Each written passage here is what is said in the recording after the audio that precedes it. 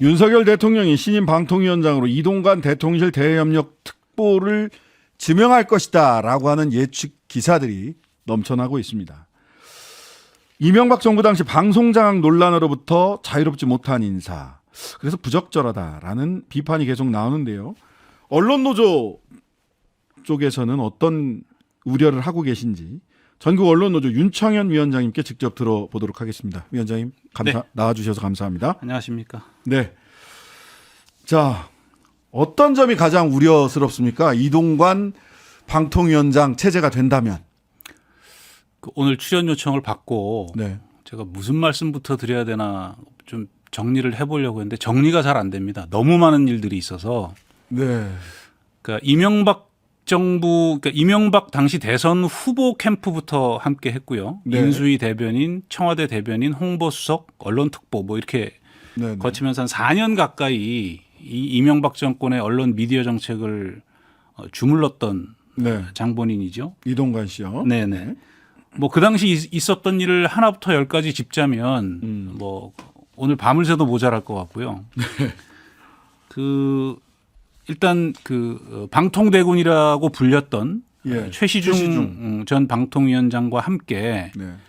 이른바 언론장악 방송통제의 투톱이었다고 평가할 수밖에 없습니다. 네. 그 당시에 나중에 무죄 판결을 받았던 이 KBS 정현주 사장 해임 문제 그리고 MBC 경영진 교체 그 과정을 통해서 KBS, MBC의 낙하산 사장들을 꽂았고 KBS의 김인규 네, 그 대통령 그 양반도 저 캠프의 언론특보였습니다. 언론특보였고요. 그다음에 김재철 MBC 사장. 김재철 MBC 사장의 뭐 행각은 너무 잘 알려 있는 문제이고 YTN 같은 경우에 역시 캠프의 언론특보였던 구본홍 씨를 사장으로 그랬죠. 뽑았다가 우리 언론노조와 정면으로 충돌한 기억이 있습니다. 뭐 이런 것들을 포함해서 이명박 정권 당시에 언론 표현의 자유에 관한 아주 광범위한 탄압이 이루어졌고 실제로 엄청난 위축을 겪었습니다. 그것들이 대한민국 언론 자유 지수가 급전직하는 결과로 나타났고 언론 자유 지수가 떨어지고 표현의 자유가 위축되면 결국 민주주의가 후퇴할 수밖에 없습니다. 그 과정에서 수많은 노동자 서민들이 희생을 당했고 네. 그것들이 결국 그 민생의 문제로 저는 이어졌다 이렇게 보고 있습니다. 네. 당시 정말 해고자들이 많지 않았습니까? 언론사에서 해고를 당하거나 또는 뭐 예를 들면 뭐 MBC 같은 경우도 PD 수첩 PD가 네네. 그 스케이트장 관리하는 쪽으로 가셨던 일도 있었던 것이고요. 네네. 근데 이 특보는 언론 장악에 나선 적 없다 이런 입장이었다가 작년에 뉴스타파에서 대통령 비밀 해제된 대통령 기록물 그다음에 정보공개 청구를 통해서 확보한 국정원 기록을 네네. 통해서 언론 장악 실제 작업이 대통령실과 국정원 사이에서 왔다 갔다 하면서 있었다라는 점이 네. 드러났잖아요. 확인이 됐습니다. 예. 그 확인된 사실 먼저 좀 말씀을 좀 해주시죠. 그 당시에 이동관 씨가 계속 부인을 했지만 네. 그 당시에 이제 그 MBC 보도와 관련해서 특히 집중적인 모니터링이 이루어졌고 네. 20여 건에 달하는 뭐 문제적 보도가 있었다라든가 네. 하는 식으로 이렇게 모니터링을 했다라는 결과들이 나왔는데 문제는 거기서 그친 게 아니라 이것들이 실제로 방송사 내부의 인사라든가 이런 것에 직접적인 영향을 주고 지속적인 압력으로 행해졌다는 것이고요. 네. 특히 보면 대통령 기록물과 국정원 문건에서 정확히 드러난 게 뭐냐면 네. 홍보수석이 요청했다는 거예요. 이 자료를. 이게 여기 지금 저 뉴스타파 화면 보이실지 모르겠는데 네, 홍보수석 네. 요청 자료라고 찍혀 있습니다. 네, 그렇습니다. 이런데 언론 장악을 한 적이 없다라는 건 손바닥으로 하늘을 가리는 격이죠. 그러니까 저는 그 언론 장악 한 적이 없다라는 이 이동관 특보의 발언을 보고 이런 생각을 잠시 좀 했었습니다. 네. 그러니까 누구나 상식적인 사람들이 보기에 이건 권력에 의한 언론 장악이고 방송 통제인데 네. 이것을 너무나 당연한 권력의 작동 원리로 생각하는 인식을 네. 그 당시에 권력자들이 아주 팽배하게 가지고 있었고 이동관 씨 역시 그런 잘못된 언론관들을 아주 깊숙이 체화하고 있었기 때문에 네. 그런 언론 통제나 방송 장악이 본인들이 보기엔 전혀 이상한 것이 아닌 거죠. 그래서 저희가 이런 사람이 방통위원장이 되면 네. 이 정도의 민주적 진전을 이뤄낸 한국 사회가 다시 후퇴할 수밖에 없다고 크게 우려하는 것입니다. 그 국정원 내부 문건 저도 봤는데 네네. 비판 언론인을 좌편향으로 몰아 낙인 찍고 보수지의 여론 동원, 보수지를 통해 여론을 동원하고 방송에서 자연스럽게 퇴출 이런 과정이 돼 있더라고요. 네네. 그리고 뭐 그런 과정에서 지금 신경민 전 앵커가 당사자로 그런 네네. 과정에서 퇴출이 됐었다라고 하는 게 또 이렇게 뉴스타파 보도를 통해서 네. 드러났는데 지금 10여 년이 더 지났습니다. 또 똑같이 할까요? 저는 뭐 가능성이 농후하다고 보고요. 실제로 얼마 전에 보면 그 국민의힘 의원들과 그 언론계 내부의 일부 극우 인사들이 이 호흡을 맞추면서 네. 저 어떤 그 라디오 패널은 뭐 좌편향이다. 예, 파란색으로 표시하고요. 예, 파란색, 빨간색 나눠가지고 자기들이 예, 아주 멋대로 분류를 해가지고 마음에 안 들면 좌편향이라고 찍어버리고 네. 그래서 저건 퇴출돼야 된다. 그래서 방송이 불공정하다.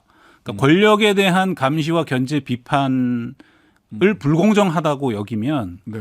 언론과 권력과의 관계가 어떻게 똑바로 성립될 수 있겠습니까? 그러니까 이런 과정에서 이동관 씨 같은 인물이 방통위원장 되면 그런 기준으로 방송에 대한 통제와 재단이 이루어질 것이고 권력에 대한 견제 비판 사라질 겁니다. 문제는 그게 과연 윤석열 정부한테 이로울 거냐. 네. 윤석열 정권이 좀 제대로 한번 생각해 볼 필요가 있다고 생각합니다. 언론장은 이미 시작된 거죠. 그런 면에서. 네. 그러니까 YTN 소위 민영화 주식을 민간 회사에 매각한다라는 것 그리고 방통위원회를 통해서 KBS 이사회 그리고 네네. MBC 쪽으로 보자면 박문진 MBC 이사회로 이루어지는 법적으로 이제 방통위원장을 이동관 씨로 임명을 하면 법적으로는 다 주어진 권한이잖아요. 주어진 그렇습니다. 권한을 행사를 네. 하게 되잖아요. 네. 결과적으로 그렇다면 언론계에 계신 분들, 네. 그다음에 국민들이 어떻게 판단할 거냐의 문제만 남는 것 같아요. 네. 근데 저희 입장에서는 너무 익숙한 광경입니다. 2008년 이명박 정권 당시에 온갖 회유, 무리수를 둬서 KBS의 신태섭 이사를 네. 해임시켜 버렸죠. 네, 김금수 이사장, 신태섭 네네. 이사. 특히 이 신태섭 이사 같은 경우에 압력을 통하도 안 되니까 학교를 통해서 압력을 넣었어요. 아, 그러니까 너 왜 그만두지 않느냐 네. 압력을 넣었는데 나중에는 그 해임 사유가 뭐였냐면 총장의 허가 없이 이사 겸직을 했다는 게 해임 사유였어요.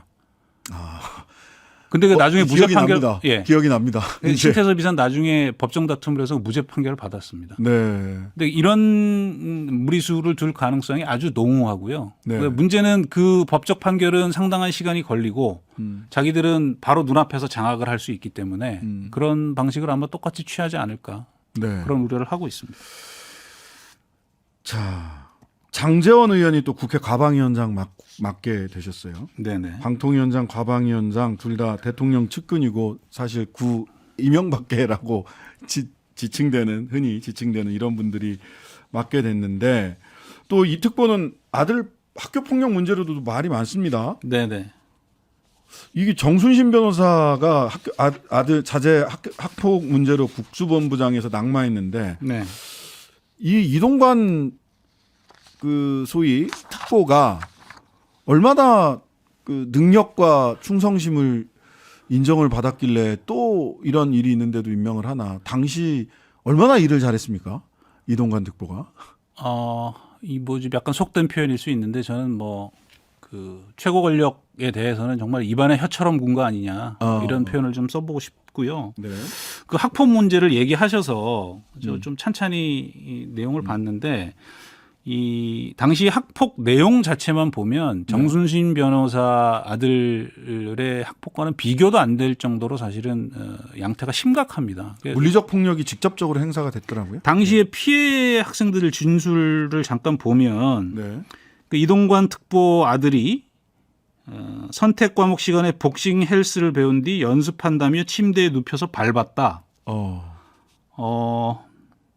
친구가 그 이동관 씨 아들을 피해 다니자 왜 피해 다니냐며 친구의 머리를 책상에 300번 부딪히게 했다. 저도 300번이 이게 오타 아닌가 예, 뭐 이런 피해자 이게 진술이 오타가 아니더라고요. 나와 있고요. 이게 당시의 학폭 처리 과정이 좀 여러 가지로 의문이 제기가 되는 지점이 학폭위가 열리지 않고 그 가해자 피해자가 합의했다는 이유로 네. 종결이 돼 버렸습니다. 맞습니다. 그러니까 그 과정에서 그 이동관 씨 부인이 뭐 학교를 상대로 부당한 압력을 가했다라는 얘기들도 나와 있고요. 네. 뭐 이런 과정들을 볼 때 사실은 지금 현재 국민 정서로 비춰보면 정순신 씨 사건보다 이 사건 훨씬 심각한 거죠. 네. 근데 그 과정에 이동관 씨가 어떤 우월적 지위를 이용해서 부당한 압력을 행사하지 않았냐는 의혹은 저희가 합리적 의심 차원에서 충분히 얘기해 볼 수 있는 지점인 것 같고요. 네. 당시에 왜 학폭위가 열리지 않았는지 그게 참 궁금합니다. 이거 정말 좀 밝혀져야 될 문제라고 생각합니다. 이건 부당한 권력 남용에 해당할 수 있는 아주 심각한 사안이라고 저는 생각합니다. 네. 대통령실 이관섭 국정기획수석이 네. 대통령의 지금 1년차 낮은 지지율의 원인을 얘기하면서 좌파의 세력화, 노조와 시민단체들을 지칭하는 것 같고요. 두 번째는 야당의 발목 잡기, 세 번째는 언론에 기울어지는 운동장. 이게 언론 노조는 두 군데 다 해당하시는 것 같아요. 예? 좌파 세력화, 그다음에 언론에 기울어지는 운동장. 그건 뭐 저 빨간색 색안경을 끼고 오른쪽 끝에서 세상을 바라보면 세상 전부가 빨갛고 네. 다 좌파 아니겠습니까? 그러니까 네. 언론 노조에는 다양한 이념 성향을 가진 분들이 계시고요. 네.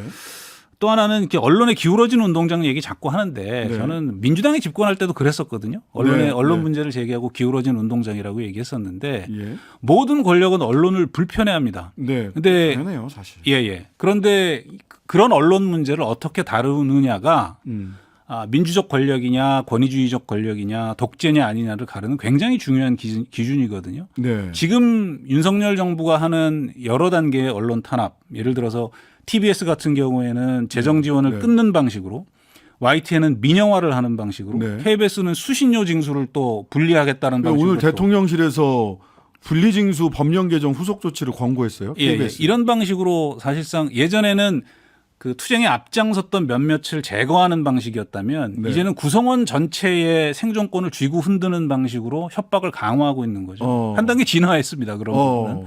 근데 KBS 수신료 문제는 저는 본래의 목적이 이 사장 교체에 있기 때문에 자기네들이 마음에 드는 사장을 안 치겠다는 것에 있기 때문에 네. 뭐 이 문제를 끝까지 가지고 가지는 않을 거다. 예. 카드로 쓸 거라고 보고는 있는데 네. 뭐 어느 수준에서 멈출지는 좀 지켜봐야 할 것 같습니다. MBC는 어떻게 될까요?